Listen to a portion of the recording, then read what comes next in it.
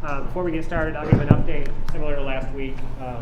All of the individuals who missed the Alabama trip are cleared and are available for this week's action. We expect to have all players available for practice today.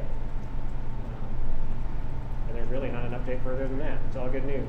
So with that, we'll jump right into questions. Who wants to start us off? Jimmy, then Rob. Rick, what's your confidence level in Zakai Ziegler and the way he played at Alabama? Those new glasses? Yes. They look good on you. They look really good. You get that for Christmas? I did, yeah. No. How'd they do that? You go get them fit or they just took a guess? Amazon. Amazon. Well, you did good. You know, a lot of confidence in Zakai because one thing we know, he's going to do what he does every day in practice.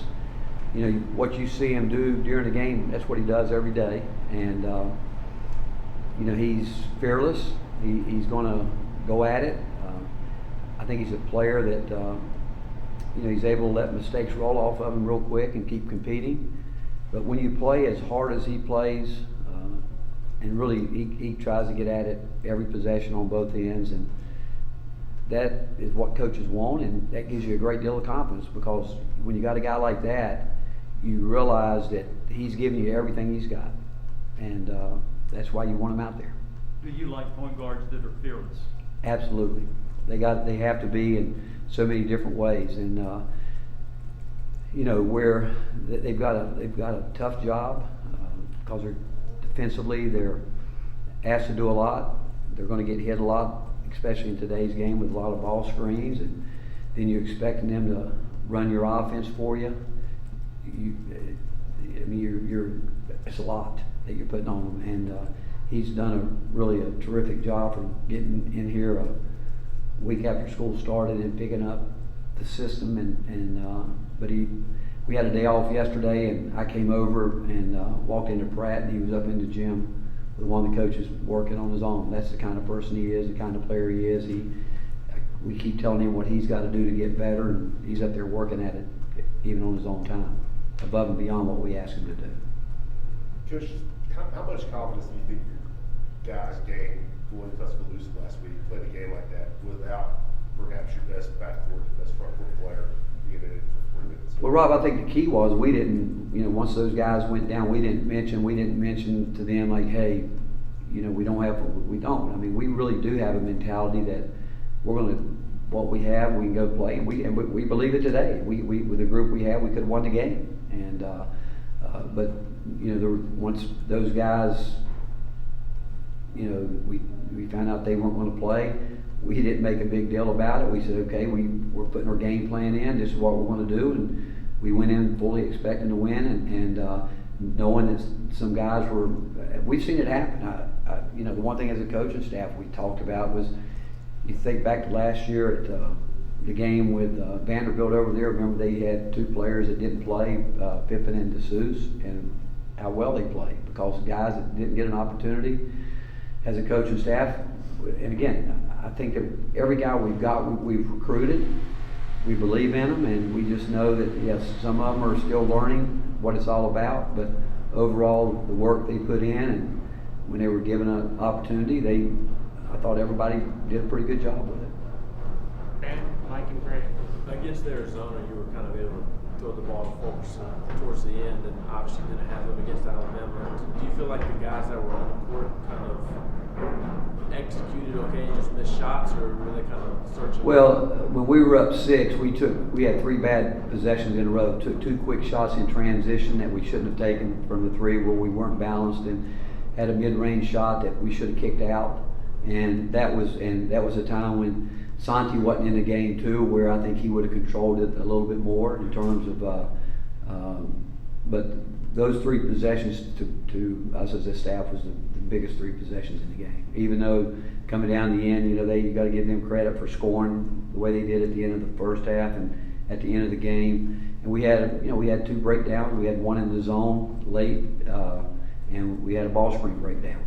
But I still, when we had them down there, those 3 possessions when we didn't really work the game the way we should have was really where we let it get away from us. Rick, have you changed anything with meetings or the way that you're structuring things, just with trying to prevent COVID from spreading around your team? No, not really. We went through that a year ago, and it was really difficult. And again, our guys have done a good job. They last couple of days, I think 3 or 4 days ago, they all went and got booster shots and all that. But no, we're trying to do what we've done up to this point. We just need to make sure our guys know when they walk out of this building, they make good decisions on where they go and things they do, and because all that's going to in some way affect us if you put yourself in a position where you're exposed to a lot of people that you don't know, and that's where we've got to be really thinking about where we are in today's time and everything that's going on with COVID. But that's what we got to ask them to do, to make good decisions when they walk out of this building. Rick, when you watch film of the second half, what did Urosh do to build on, and where does he need to get better? Well, he did a really good job.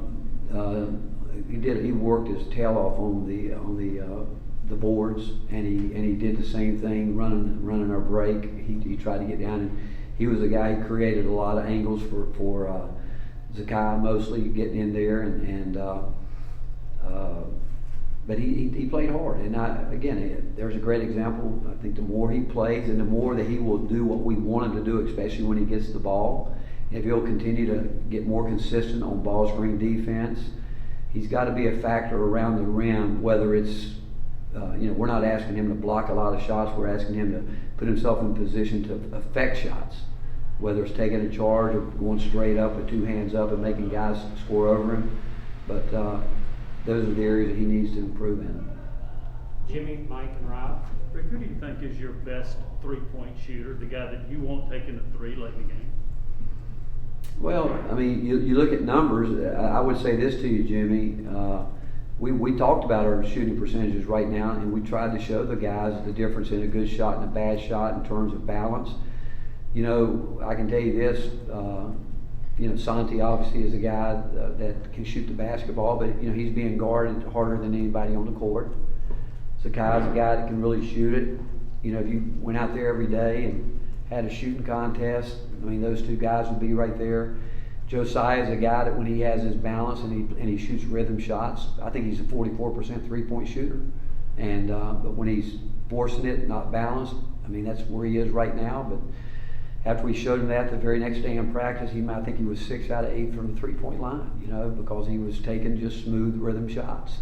And Justin Powell, same thing, if he gets his feet under him. I think we've got guys that can shoot, and I think one of the reasons that our percentages aren't what they need to be, we haven't taken those shots the way that we practice them. We off balance, not doing our work early, anxious because you haven't made one and I got to make one. It's a lot of the mental side to it. Olivier's a terrific shooter, but you can tell in the game when he gets anxious, he misses one and he says, well, I got to make the next one, and it doesn't have to be that way. And but that's a part of some of these guys being out there for the first time. But I think we've got guys that can shoot the ball. But if you ask me at the end who would we set plays up for, I think it would depend on the game and who's being guarded by who. Rick, how has Deshaun Ruffin changed some things that Ole Miss does offensively since he returned? Is this kind of a classic Kermit Davis team defensively so far? Well, Kermit does. He's a terrific coach, and he does a really good job mixing his defenses. From his man to his back to his 1-3-1, 2-3. He's always changing things up, trying to keep you out of rhythm, keep you off balance, and working the game. And last year down there, they went to the 1-3-1, basically putting 3 guys on the ball, trying to trap it, getting very aggressive, and we didn't handle it very well. And with all that said and done, we were that night. I think we were not very good from the free throw line, and we were getting the ball at places that we wanted, but we couldn't get anything done with it. And Kermit does a terrific job. He's going to work hard at getting his players in a position to give them a chance to be successful. But if you look at his teams over the past, he's been consistent with his man defense, his 1-3-1 back to a 2-3, or mixing it up, maybe on a missed shot, he'll go man. On a made, he might go straight 2-3. Out of timeouts, he can go 1-3-1, get it to the baseline. It kind of rolls into a 2-3, but they can stay with it too, as they did a year ago with the 1-3-1. Coach, we ask you about it all the time. For Justin to get more playing time, is it just defense? It's yes. We Rob, we've got a really high standard, and here's what I try to get all those guys to understand. We go in that film room, and when you're watching us play on film, when we're sitting in there as a team, it's difficult for a player to watch that sometimes, because you know what? It's not me. It's just the film showing it to them. Hey, you're watching 2 or 3 guys out there maxing out other guys, and it's not just Justin. I mean, there was plays that we showed last game where Zakai, as far as he plays, maybe didn't get done what he needed to get done on possession, or Santi on a block out. So nobody's perfect, but what we're trying to get to is we're trying to get as many guys on the same page as possible. And the biggest thing is that they understand that we're in a possession league if teams are playing well. I mean, you think about it, we've played 3 games where it's been a possession. We're 1-2 in those games. And you go back to the both of those games, we had pretty good looks to maybe win the game or put us up. And so getting guys to understand that every possession matters is a big, big thing. And it can happen, like I said, when we were up 6, 3 straight bad possessions on offense. Same thing on defense. You come down, you score a basket, you get back, you give up 2 straight baskets because you don't get the right angle on defense. And again, I'm not just talking about Justin. I can talk about anybody on our team. But it's about consistency. It's about who can we rely on at certain different times. And we got to take all the guys. They've got to do a better job making decisions with their passes some. But I just know that we need him. We need him in a big way. But we need them all to be ready, because who knows with where we are this year with the COVID. You see it. We've seen it happen. We've got to have everybody ready to play. Finish up with Jimmy. Rick, do you think that there could be a benefit down the road from you going to Alabama and playing without your point guard, without Fulkerson? Do you see that perhaps down the road helping you in some way? Well, you'd like to think every game you do that yeah. And again, I think we have a confident team. Our guys work hard. They should expect good things, but we keep talking about we've got to be better at it. We've got to practice every day, like every possession matters, like every day matters. And but these guys as a group, they work hard. They've done the things we've asked them to do, but we can get a whole lot better. And can we play without certain guys? I think we can. That's where I said at the beginning of the year, we've got quality depth, and it's up to them to make us use that depth. And the way they do it is that they show every day that they're willing to buy into exactly what we need them to do.